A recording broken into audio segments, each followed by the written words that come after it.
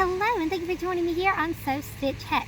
So today, I wanted to talk about meditation, specifically a meditation that I wrote when I was just a little girl, that I still use today, that I really enjoy.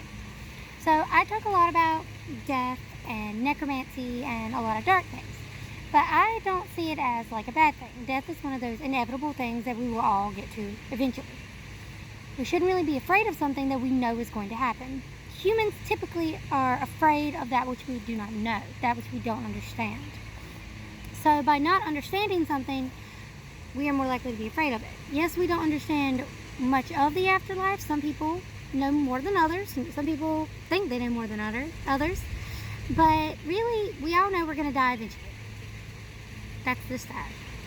And so I've found one of the ways that I find really calming was a spell I wrote once when I was a little girl, and I was taking a bath, and I was just sinking into the water, and I think I actually submerged myself completely underwater, which could be a really fun experience if you're not, terrified of water or of holding your breath. But one that I found goes like this. So when I do it at home, I usually take a few breaths, and I exhale until there is no breath, and I just sit in stillness for as long as I can, because I feel more calm when I can hold my breath versus when I am breathing. It goes like this. I'm going to take a break out of life and venture into death, but just for a moment, and then I'll come back. I promise, I'll come back. And so you do this. First you take, breathe out, usually for a count of 4, and you breathe in. And I breathe into 5, and I hold, and you repeat the mantra, I guess it would be, in your head. I'm going to take a break out of life and venture into death, but just for a moment, and then I'll come back. I promise, I'll come back.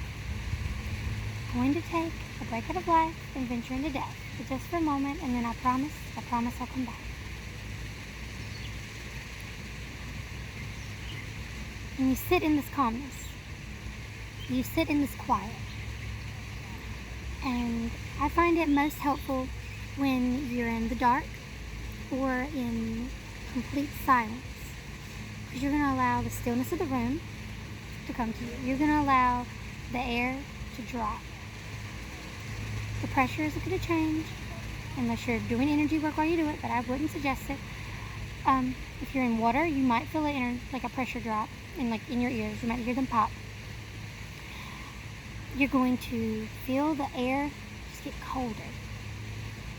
And you're going to slow down, and you want to concentrate on slowing your heartbeat. You want it to be so slow you don't even notice it's there. You want to slow your breath. If not, stop breathing for a moment and just hold your breath. And just concentrate on stillness.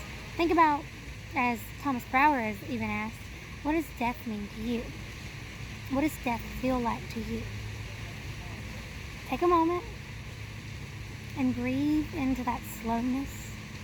Breathe into the quiet. Breathe in the cold.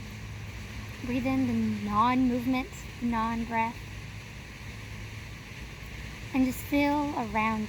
See what you feel. Do you feel the tingle in your fingers? Do you feel an itch on your nose every time? Do you feel the water get colder? Or do you feel it almost warmer than you? What did you start with? Was it really this warm? Or did you get colder? I start with lukewarm. That's where I start. I'm doing my meditation in the tub. Or are you at the pool? Are you at the pool? Is it quiet? Do you now smell things differently? Does it have a different air about it? Are you noticing more things there than you didn't before? Do you now hear the buzzing in the walls from the electricity? Do you feel the vibrations of the house from people moving next door? Is everything so much more than it was before when you were alive and you were awake and you were listening to everything? Now you're not listening to anything and you hear more than you did before. How do you feel in this moment? What do you notice? Do you feel heavier when you move, or do you feel lighter? It's like being stuck in kind of a jello. but it's so dry and it's so cold and so crisp. It's so cold when you touch anything, it feels like it burns because the cold is now touching you. You are the cold. And anything is a change in temperature, and it's so drastic you aren't ready. You're gonna breathe. It's only been a minute. It's only been a second. You weren't even thinking about it, but you held your breath. When it's done, you're gonna take a breath in. And back out. You're not gonna hold it this time. You might feel dizzy if you held your breath for really long. And now you are noticing more than you did before. Maybe you're paranoid because are you really awake? Are you really alive right now? What just happened? What kind of nap were we taking? You're going to breathe a few more times just to remind yourself that you're here. You're going to ground yourself. I promise I'll come back. I'm here, I'm present. You're going to focus on the light. If you're in the dark room, you're going to focus on the light that breaks in, because almost no room that you're going to find yourself in is going to be completely dark. Focus on the light. Let it illuminate the darkness. Bring yourself back slowly. Let the tingle in your fingers ease and wake yourself up. You're going to wake yourself up. You're going to remind yourself, I am present. I'm here. I'm alive. Do some little hand pumps. Maybe a stretch or two.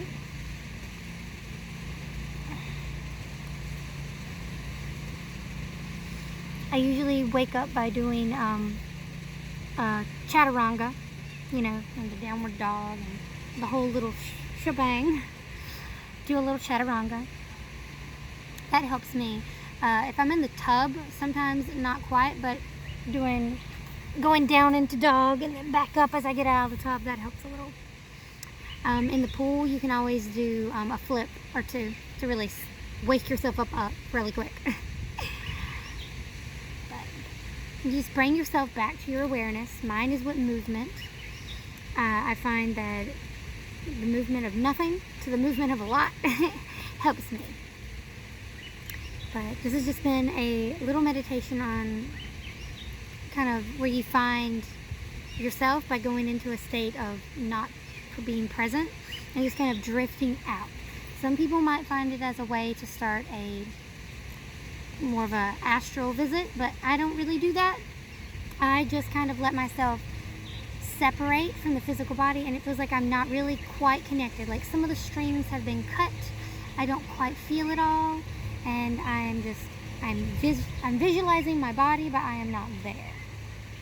But I'm not anywhere. I am nothing at the time, and is the best way for me to relax. So if you would like, you could try this meditation at home. If you have another meditation that you find similar, where you just kind of, disassociate and pull away, what do you do? How does it make you feel? What do you notice? Do you find yourself being overly aware of your surroundings when you do this? Or do you find yourself being completely disconnected from everything? Because I've never had that happen, and I don't know anyone that has, but it could be. How do you find grounding? How do you find grounding? I don't like to eat food when I'm grounding because it makes my stomach upset, unless I was doing spirit work, because in that case then I am usually ravenous and I could eat a horse that has already eaten an elephant. That is the size of a truck. But then if I am doing a meditation, I find it better to move around, really wake my body up, because if I do too much or I eat too much that's not just movement, then I feel kind of nauseous because I'm not quite here. So too much in here makes me sick. How do you feel?